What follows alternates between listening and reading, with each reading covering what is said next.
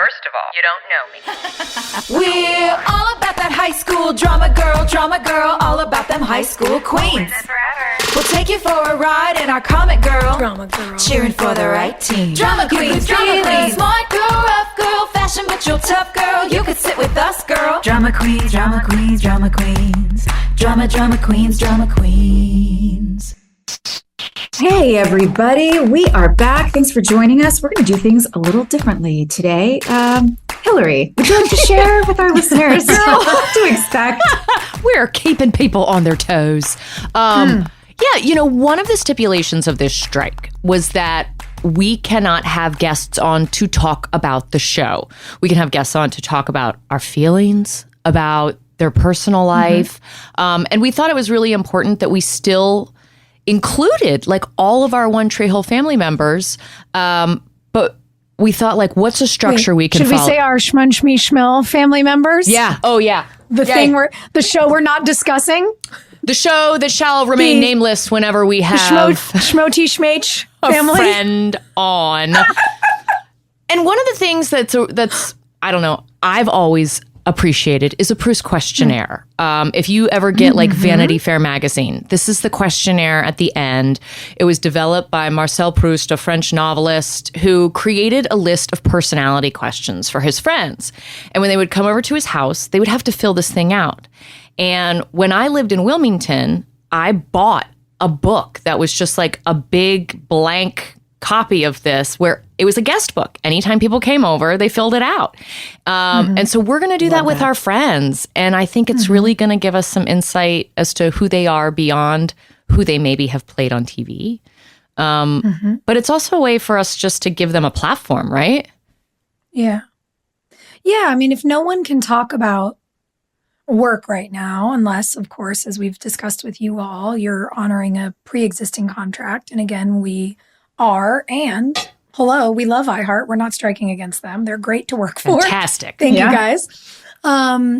It does feel really important that we figure out a way to continue to support our work family and our friends. And, being able to do this with all of you and your wonderful response to the Q&As that we've done while we were figuring out what SAG wanted us to do. What do we with this do? show.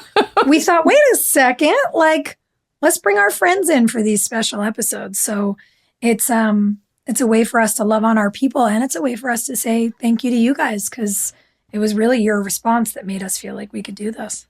So we're going to continue to reminisce, just the three of us, every other week about our memories from episodes of the show. But we've got this special thing now where every other week we're also going to have our friends visit us. And we're going to try to keep them relevant to the storylines that we've been talking about. And one of the people who we've already spoken to about their character is very prominent right now. We have... Before she gets here, we have been living in Nanny Carrie zone. And so... Oh my gosh. So much to think about and talk about and stress about with Nanny Carrie. Thankfully, we've already talked to her about most of it during our Drama Queens tour. So if you're curious about that, you can go back and listen to past episodes of this podcast. But today, we are going to learn some stuff about Miss Torrey DeVitto. We sure are. I love this idea. I love that we're doing this because...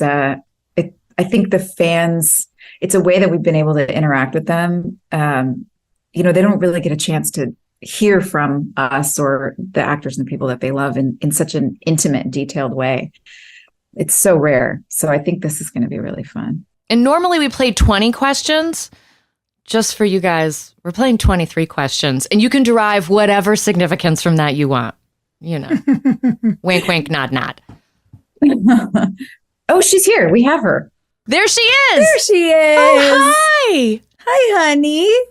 How's it going? Girl, we're just striking our brains out. How about you? Yeah. I just spit on myself when you said that. Same. Just, living. I suppose. Boy. Yeah. Where are you right now? I'm in Michigan right now. I'm actually at my boyfriend's house. And every time I do a podcast here, he's like, do you really do it with Frankenstein behind you? And I'm like, Yes. listen, you got to own who you are, babe. Like, don't mind it. Yeah, I love that. Yeah. But yeah, I'm in Michigan. I mean, Michigan's the only place I live now. So Great. I'm always here. Isn't it nice to be off grid? Is your show filmed? Was part of it filmed out there? Or is it since the strike you officially moved? No, like I mean, I bought a farm in Michigan in 2020, and then I moved here full time in November. And I don't ever want to live in a big city again. I don't. Wow. How are you handling the winters? It's not murder? I'm such a wimp with winters. I love snow though. Like I love it. I love when like everything is like frosted over, and I think it gives you an appreciation for the summer and the spring and all that stuff. I love it. And I love, I'm spoiled because we get to travel for work. So I still get to go into cities, but then I get to go home, which is the best. There's a light at the end of the tunnel. I also think something I really fell in love with when we were all living in Chicago, Torrey, was winter in nature is amazing. Yeah. Like a Chicago winter in downtown is gross. It's gross. But when you're on a farm, like all those hiking trails and stuff that we would all go out to, and like, you go an hour outside the city and it's like winter wonderland. It feels like you're in a movie. It's so beautiful. Yeah. I love that you get to have that. You're not getting like the black snow sludge like thrown on you from a passing city bus. Like you're out in, like the Shire. It's beautiful. The Shire. Torrey, has anyone explained to you what we're doing on these guest episodes? Okay. We're going to lay it out for you, babe. So as we all know, we can't talk about our SAG after work on any of these podcasts. And so we're taking this opportunity to play 23 questions. And we are using the Proust questionnaire as our basis. So we want to ask you stuff that maybe you don't get in fan Q&As. And, we've got like, 2 or 3 minutes per question. Some questions you could speed through and be like, I want to dedicate this time to something else down the line. You just play it how you feel. But we're going to start throwing them at you so that by the end of this, we know you. Like, we really know you. Yeah, we're really going to know. These are questions you never get from journalists and people curious about your work and stuff. Yeah. This is really the real, Torrey. I'm excited. This is the dinner party, Torrey. All right, Sophie, you start. Love it. Where's my wine? Yeah.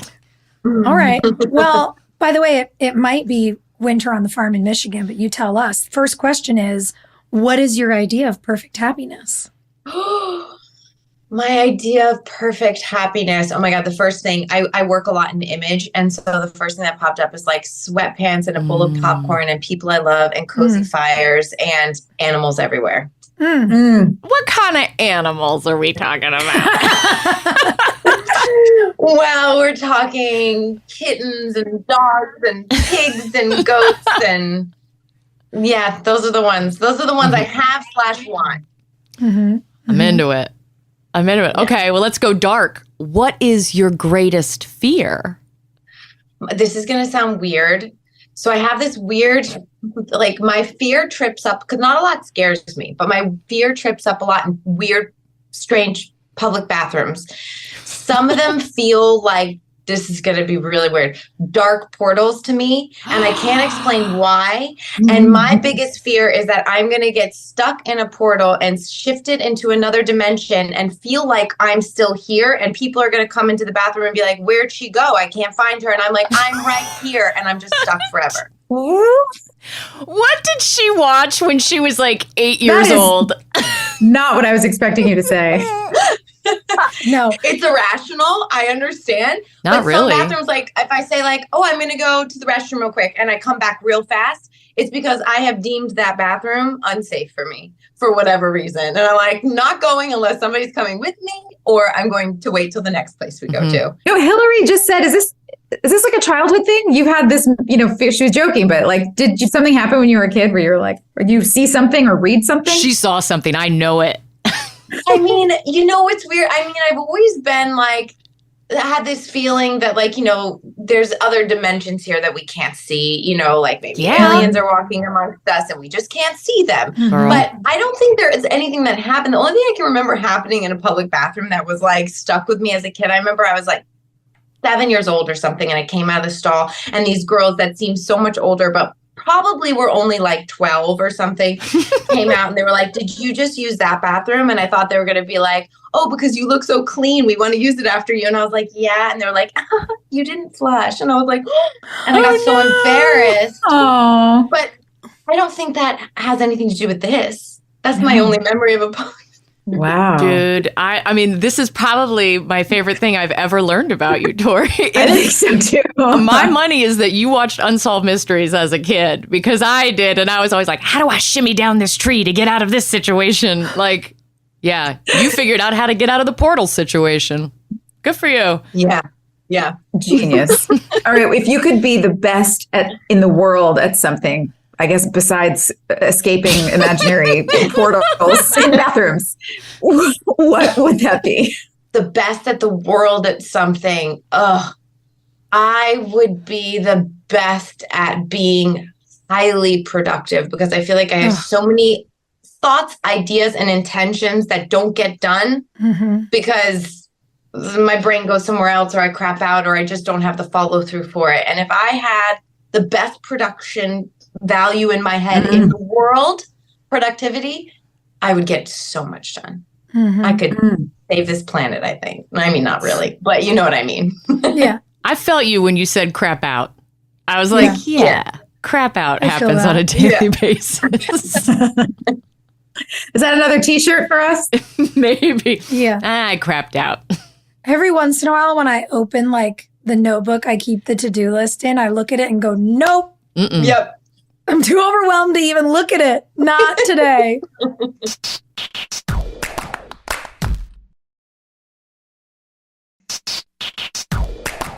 I love the pivot here. What is the weirdest item that you keep by your bed? Guys, I can't believe we're asking grown women this question. I know.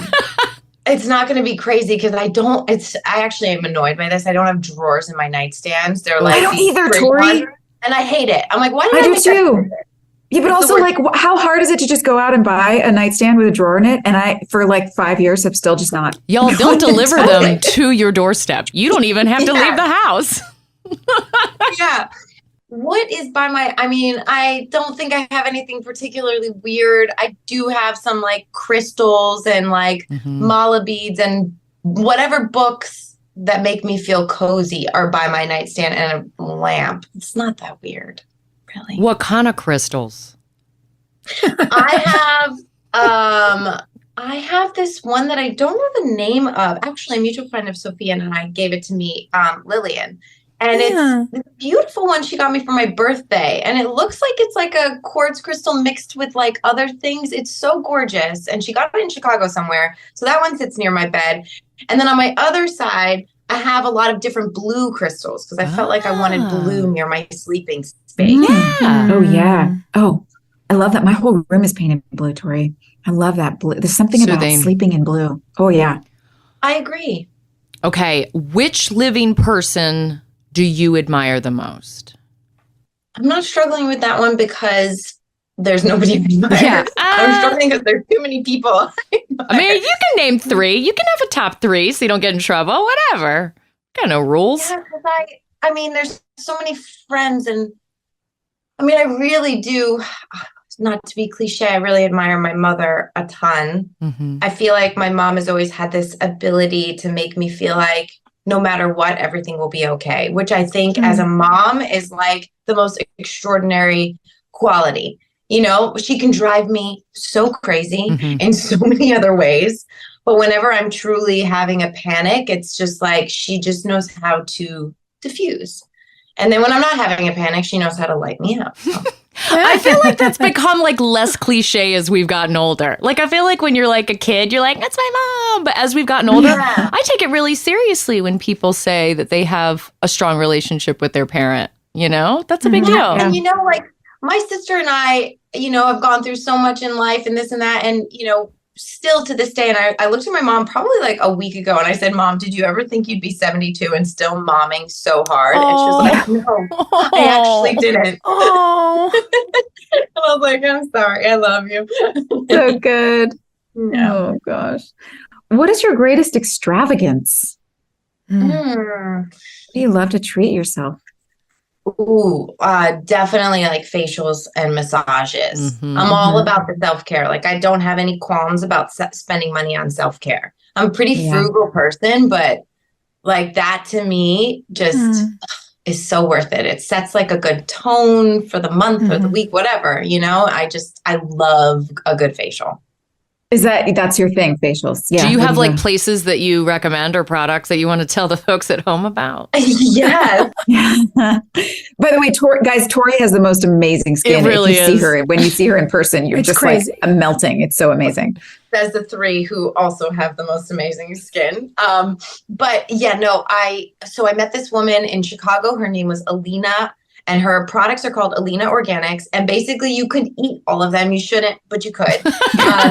And On a desert island, but you got your luggage. yeah, exactly.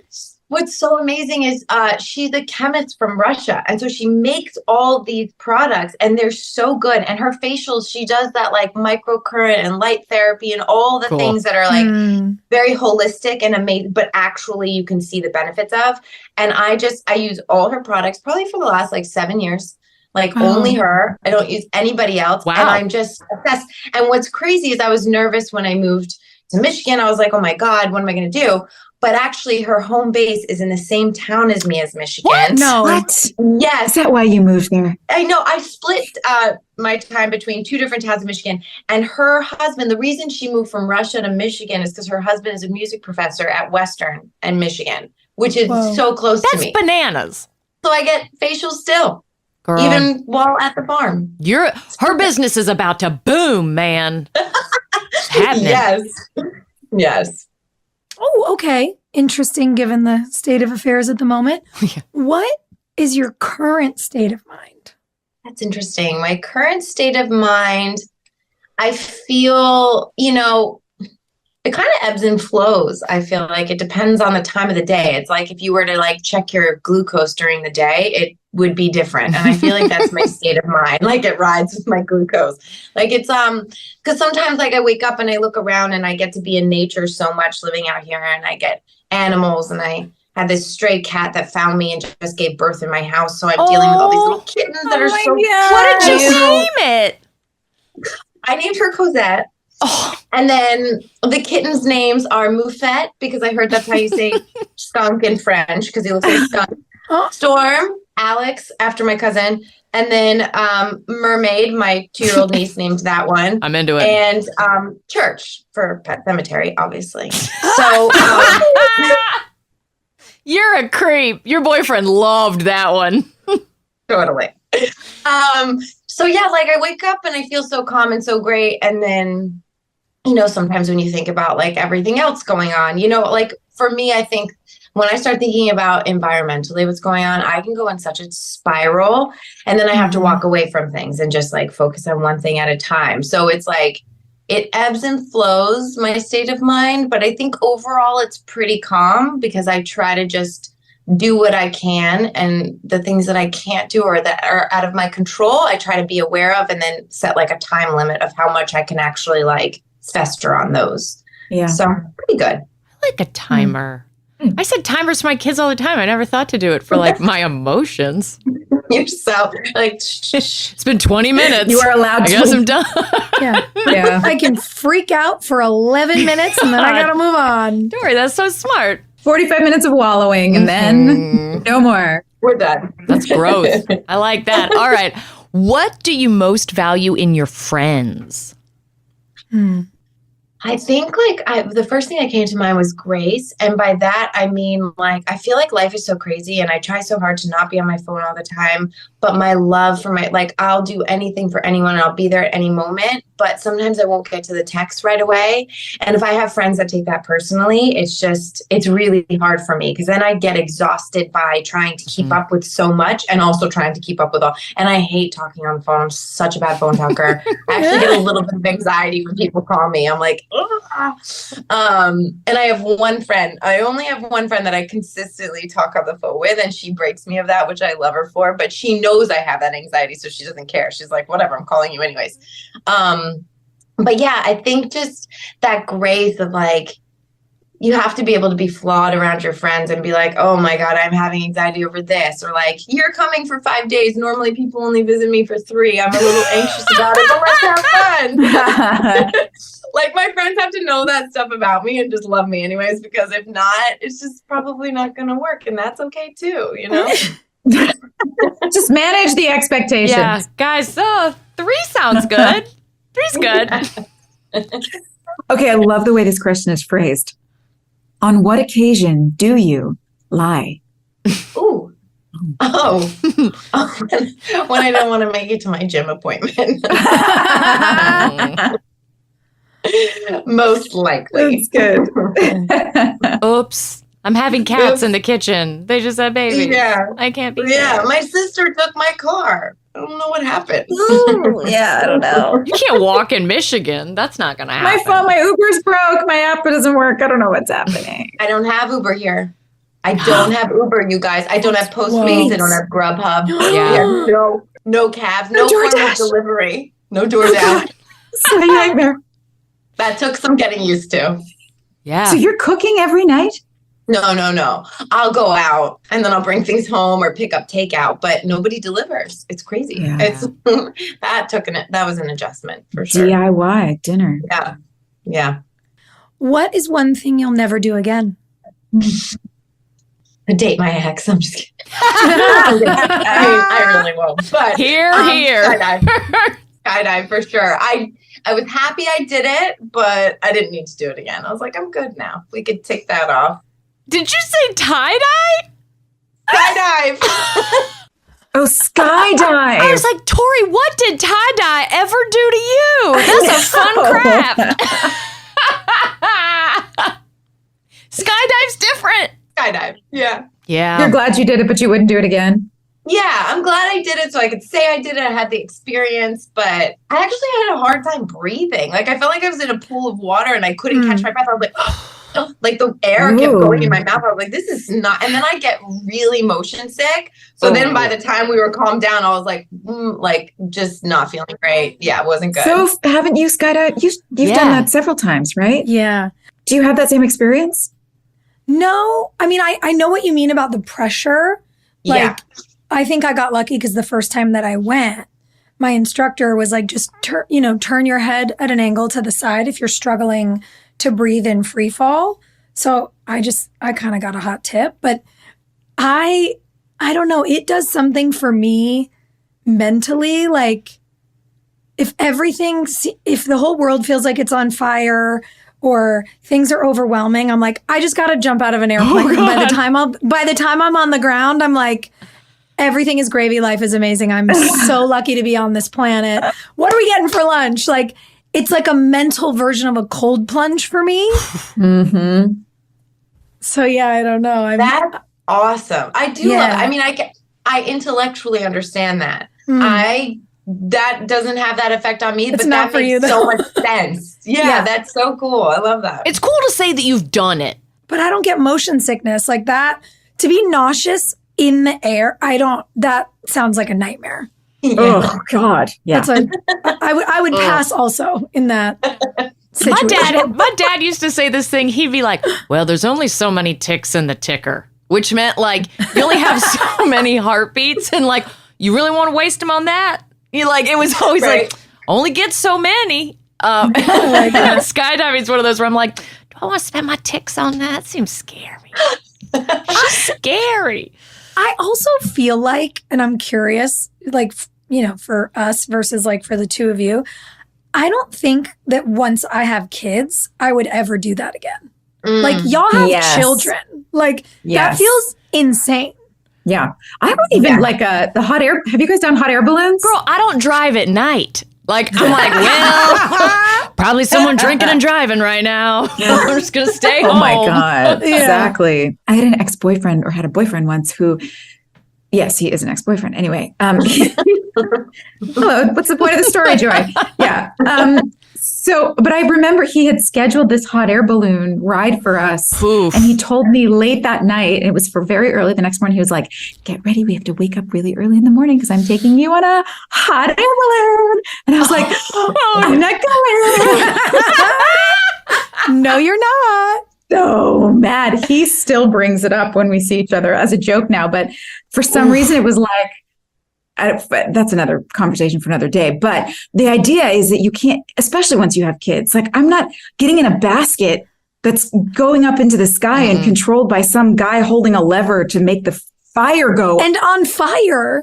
Yeah, on fire. I don't do shit I gotta sign a waiver for. Nope. Okay, hold on. That was a good question. All right, Tori's never jumping out of a plane again.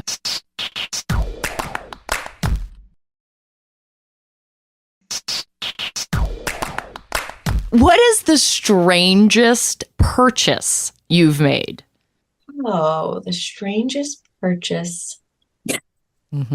I want to know Hilarie's answer to this question. Y'all, it's like something dead or, body parts. Poor choices. Oh my gosh, I really don't even know. I mean,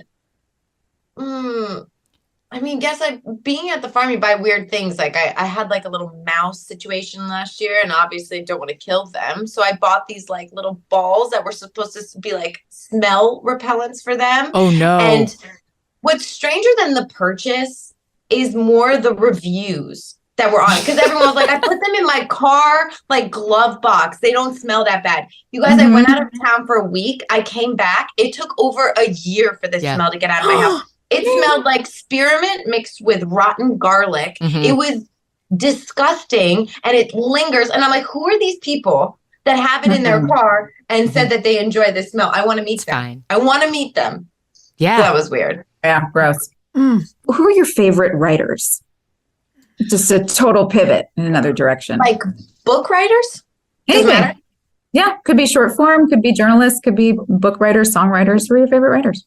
Well, I love reading. So book writers, I feel like Zadie Smith has like a very like flow to her, and it's easy to read, and it just really like paints this picture and it goes. And I feel like all the classics have that. And nowadays, sometimes, I mean, don't get me wrong, I love like contemporary books, but a lot of times I feel like it's just like you're trying to be over witty, or you're trying to just use every SAT word you've ever known, and you just stop in a book. And I'm like, we don't need to overcomplicate this. And I just like, so I like the old, I love like, and I also love Chuck Palahniuk. I went through like a whole thing, and then I reread some of the short stories I read during that time, and I was like, was very influenced. Not nearly as good, but very influenced. Yeah. So I think those are like a couple of my favorites. I'm trying to think if there's anyone I read consistently, but I like Tom Robbins a lot. Oh yeah. Daniil gave me Tom Robbins books when we were doing Which one? What is Another Roadside Attraction? Was that it? No. Okay. What was it? I don't know. Jitterbug Perfume is my favorite. It's so interesting. I like when it's like interesting, but not too complicated, where you're like, what am I reading right now? Do you know what I mean? Yeah. Oh, I see. No, it was Even Cowgirls Get the Blues. Oh, okay. Yeah. And then I read Another Roadside Attraction. Yeah, dude. I think he's Daniil's favorite writer too. She loves that dude. Really? Yeah. Oh, that's awesome. Yeah, you guys have a similar vibe. You're both girls with crystals next to your bed. Yeah, You guys never really met her. I mean, I've met her, but not really. so You cool. guys haven't crossed over? Not really. I've met her, but I don't like know her. We never worked together. We never we never. We need to get you guys at a dinner table together. Yeah. Yeah. Oh, that'd be so fun. We need to get the 5 of us and a couple bottles of wine and go. Yeah. So fun. Okay, another pivot. What is your greatest regret? Yeah. For all the people listening, please bare your Just soul. dive into the deep end of the pool. You can say bangs. It doesn't have to be deep. Yeah. Oh my God. Every time bangs. My God, are you kidding me? Every I think time. My greatest regret.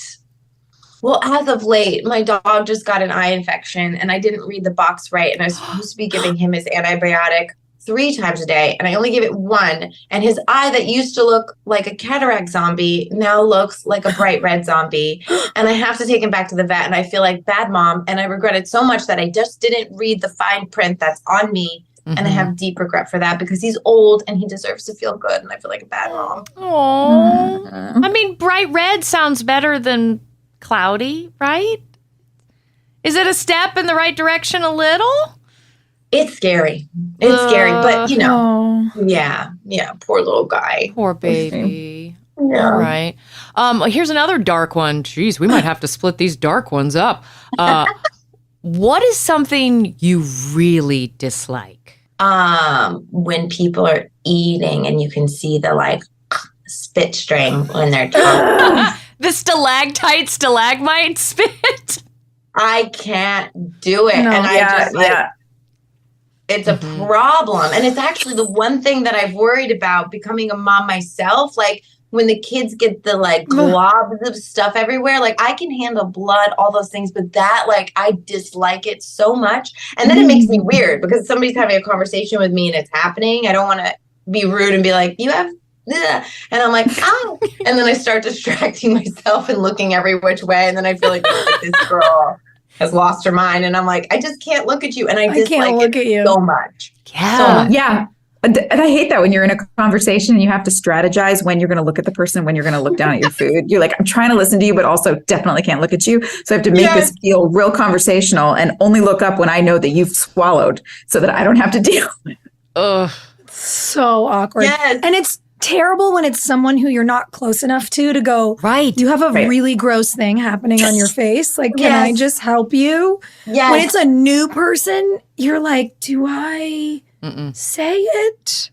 I know. Or not? Which is the lesser of two evils? And then some people just accumulate more spit in their mouth, and that's fine. And so sometimes you're like, I don't want to comment on it because what if it's just the way they chew and eat? Like, can I really say something about how they fundamentally are? Yeah, like, is it the positioning of their molars? Like something they cannot control. That like says that, and then they forever think about it or have an insecurity about it. I actually once had to remove myself from a dinner table and started dry heaving in the bathroom, and I was like, lost my appetite. And my mom was like, honey, you got to get over this. You're so weird. And I was like, I don't know. I dislike it so much. But it wouldn't happen if people chewed with their mouth closed like they're supposed to. That's true. So yeah, you were on the right side of that one, sis. I'm going to say. Done. Nobody wants to say what's in your mouth. No, thank you. Okay. That's the title of this episode. Perfect. Oh boy. Okay, here's a good one. This is a nice shift. What or who is the greatest love of your life? Oh my gosh. So many. I mean, right now, my 2-year-old niece. Oh. And my sister just got a job, so I've been on full nanny duty, like literally like 5 days a week. And spending all the time with her. And there's like, obviously there's like, as you guys know, being around young kids, there's like a level of exhaustion, but it's so beautiful. And she makes me see things through such a different lens. And it's like, I don't even know. I just adore her. I just look at her. So like sometimes when I'm away from her, I just look at videos and stuff and I'm like obsessed with her. I can't believe my sister, who I love so much, she's always been one of the loves of my life too, is like, had this little baby that has her eyes. And I'm like, I love her. What's she into right now? Sweet. I miss 2. 2 was fun. 2's like a fun phase. Because they can do tricks, but they also still love you. Yes. And they say things so funny at 2. Do you know what I mean? The way they say, like, she just like, I'll be like, do you want to do this? She's like, yup. And I'm like, who told you how to say yup? Like, where did that come from? Yup. I don't say that. I was like, yup. She's into mermaids and snails. And then she likes to put that together and has you draw snail mermaids, which I think is a great invention. How is this not a kids' TV show already? I love it. Snail mermaid. It's the strike. The strike has ruined the snail mermaids. That's why. Damn. Exactly. Okay. When and where were you happiest? I actually probably, and I say ironically because I think to a lot of my friends that are still like in LA or New York or whatever, they're like, where's the closest Whole Foods to you? And I'm like, at the time it was Chicago, 2 hours away. And now it's closer, it's an hour away. And they're like, no, could never live there. But I think like just now, I've always craved a slower pace, but I didn't know how to do it given the industry that we've always been in. And being able to finally do it, I feel so calm and so happy. So I get in Michigan and now. Oh, babe, you deserve that. Thank you.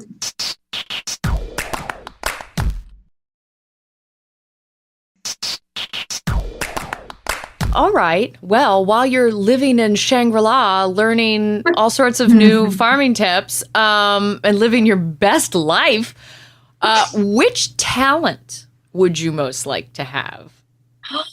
Oh my God. I wish I could like Mariah Carey sing. That would be, or Joy sing, let's just say. Yep. Like, honestly, I would give anything. I do it all the time in my house, in my car, but I can't, because I would have never even gone towards film and TV. I just would have gone straight to Broadway. I'm like, I'm here. I arrived. And I can't. And it kills me. But so, did you ever like do like chorus or drama, like musical theater in high school and stuff?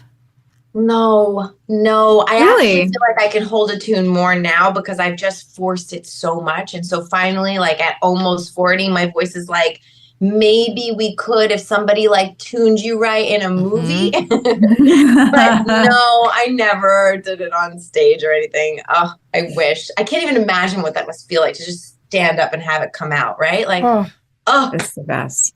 the joy. Fun. Literally, the joy. Literally. We see what you The did literal joy. Do you have, I mean, not to break away from the questionnaire, but totally break away from the questionnaire. Do you have something in your life that makes you feel like when you just like, this is it. Feels so good. It's so easy. It's just, this is where I belong. Yeah. You know, that feeling that you're talking about, imagining what it must feel like to sing. Like what in your life does that for you? You know, it's funny. It's not performing, ironically, because I get so much like anxiety and stage fright, and I love it because I always love the final product and I love doing it, but it just hypes me up so much that I'm like, ugh. When I started like hospice work, being in that space, I remember walking away and being like, oh my God, this totally makes me feel like, I'm doing something that I really feel calm in and I like center, because it makes me feel like I'm a part of like a different kind of birthing process with somebody as they're dying. And like, that was like the first time I think I ever felt like, oh, wow, I'm so good at this. And like, but it just I belong here. Like it doesn't, you know, I get why sometimes it might affect someone differently or whatever. Like, I just felt like, like I walked away feeling like, okay, like this is a light for me, like a light. How long have you been doing that? Yeah. So I actually started doing it when I met the three of you. During that time, I was just looking for, I actually like, it found me kind of, I did a random Google search, not even for hospice, and hospice came up and I was like, what is this? I didn't even know what it was. And so I started doing it and I just loved it. And now that kind of like it slowed down during COVID because we couldn't be in person and I liked doing inpatient care. And so now that COVID's over, I'm like, okay, do I want to find another hospice in Michigan and redo the training and all that kind of stuff? Or I've actually been thinking about getting my death doula certificate. Oh my, Torrey, I had no idea. That's incredible. Yeah, I think that's the next step, I think. But it's like that thing, it's on the to-do list. So we shall get there when we get there. You are blowing my mind right now.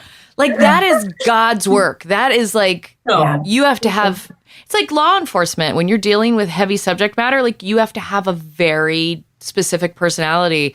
And I totally applaud that you jumped into that, because that is, you know, for a lot of people, a dark chapter, and you make it better for people. Oh, thank you. That's very sweet. It's weird. It's like sometimes, you know, like you got to wonder, I don't know, you know, maybe past lives exist, maybe they don't, whatever. But it's like, why do we fit certain gloves that other people don't? I don't know. You know what I mean? I don't feel like it's something that I can say like, oh, I chose to do this. So whatever, I feel like it chose me. And for whatever reason, it fits and great, but it's not for everybody. And I get that, you know what I mean? But also what a special calling, because it's such an important part of the human life cycle.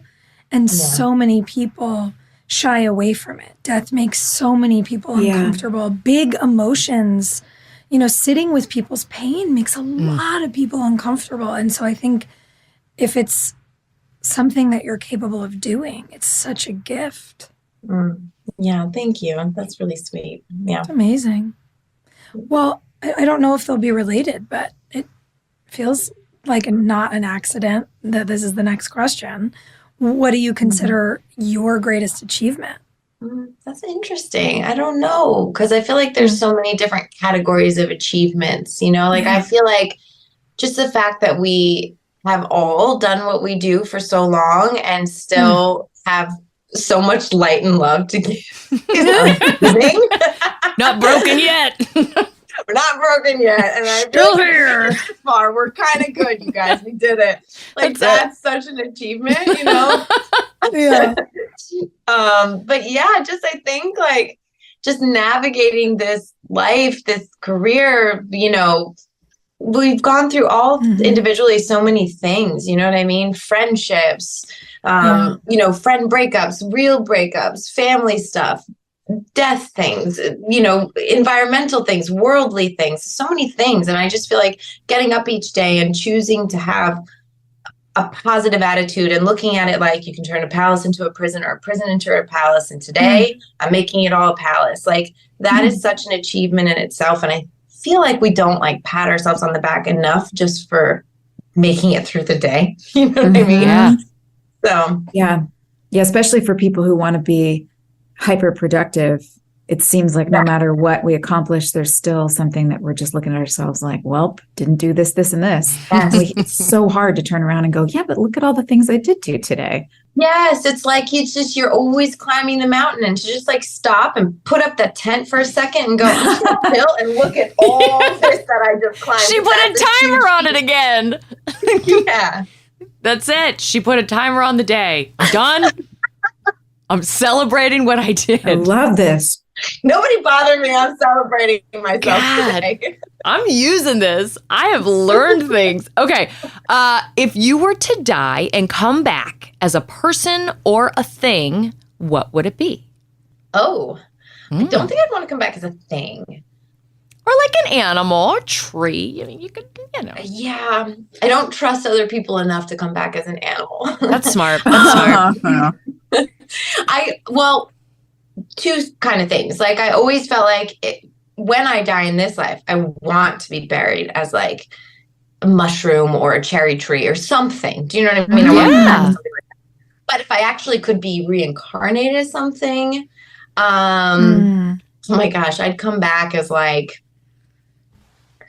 I don't know, like Greta Thunberg or something, you know what I mean? Like someone so much more interesting than me that's like really knocking off that to-do list of things that we need to do, you know?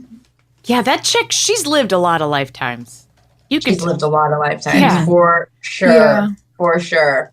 Yeah. I was still playing with Barbies when I was her age, man. I am just I baffled know. at the moxie. Riding my bike till the streetlights came on. That was my biggest worry. Yeah. All right. So you're going to come back as a do-gooder. Yeah. The hospice thing was definitely a past life thing, Tori. There's a pattern here. I see what's going on. I could see that. Definitely. Yeah. Because it felt so natural too. And I feel like when things just fit and it's just like, oh, I've done this. I've been here before. This is the light for me. There's something connected to it for sure. Easy. Yeah. Mm-hmm.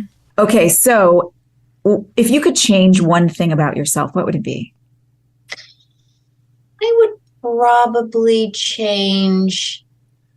I feel like I feel like we all fall into this, like hypercritical of myself, or like we've talked about, like not feeling like I'm doing enough, or, you know what I mean? Or, you know, if my pants are too tight that day, even though I'm like, I look at my sister and my friends, I'm always like, I can find something beautiful about anybody except for myself sometimes.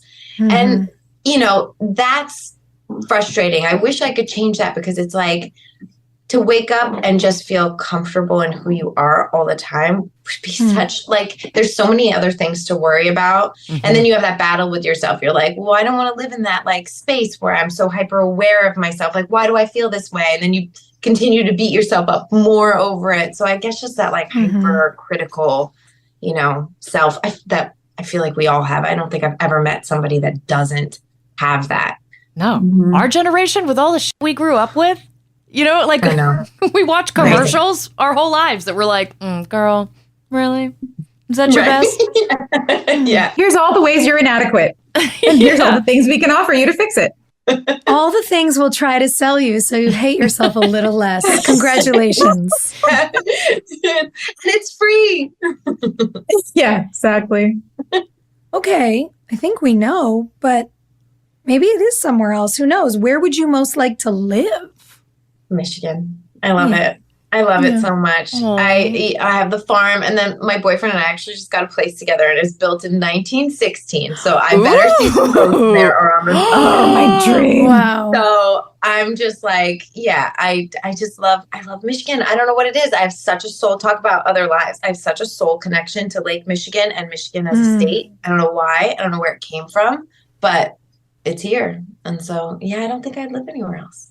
Tori, this is such good news, man. I love this for you. All right, we've arrived at our 23rd question. And so we would love to know, what is your most treasured possession?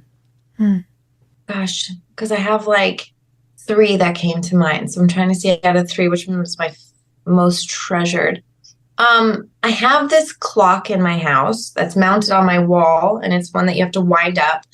And my parents, when they met, I came around 3 months later, and they knew they were going to be together, and they wanted to live together, and they met while they were traveling. And so it was known that my mom was going to go live with my dad in New York.